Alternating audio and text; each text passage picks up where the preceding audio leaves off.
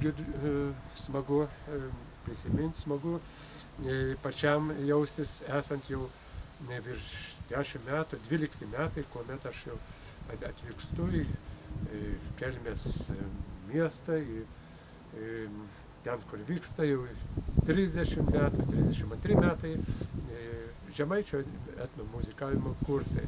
Na, mano daliai, maloniai daliai tenka drožybos sritis, tai yra užgavėnių kaukė, kuriuose aš, kaip jau sakau, liaudiškai verdu 30 metų.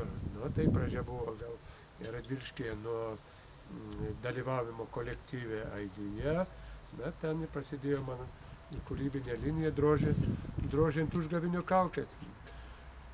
Gal kiek pradžia ta buvo tokia sunkesnė, tai pradžia, kad tų kaukelių vieną kitą, bet po to kažkaip maloniai aš į tą vagą užgavėnių kaukių įbridau giliau ir štai vat jau keliasdešimt metų aš ne tik pats drožiu, bet jau maloniai tenka mokinti ne tiek Radviliškyje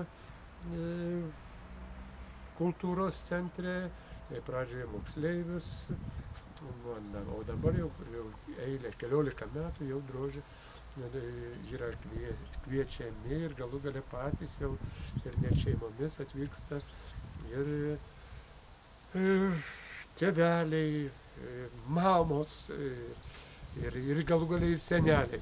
Tai be abejo man džiugu tokį matyti platesnį žmonių susidomėjimą.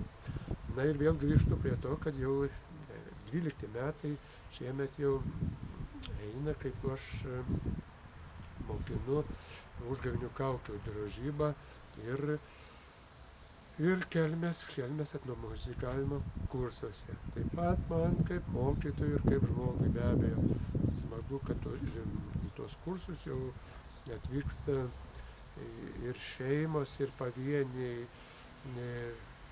žmonės, kurie jau ne pirmus metus, ir 4, ir šiemet atvyko ir 5 metus. Be abejo, tai man džiugu, reiškia, domina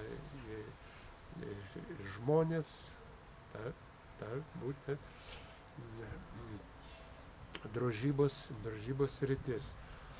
Na ką, džiugu, kad artėja, kiti metai jau yra paskelbti tautodailės metai. Na tai be abejo stengsiuosi ir aš pats toje srityje ir toliau darbuotis kūrybinę liniją, be abejo ir jau turiu pakvietimą dalyvauti asmeninėje savo parodoje plateliuose. Na, plateliai tai be abejo vėl susijęs su manim, su mano drožyba, tai yra, galima sakyti, užgavėnių kaukių drožybos lopšys. Na, tai ten eksponuoti jau yra sumanyta mano pačio ir kvietėjo. Nu, gali būti apie 70 kaukių.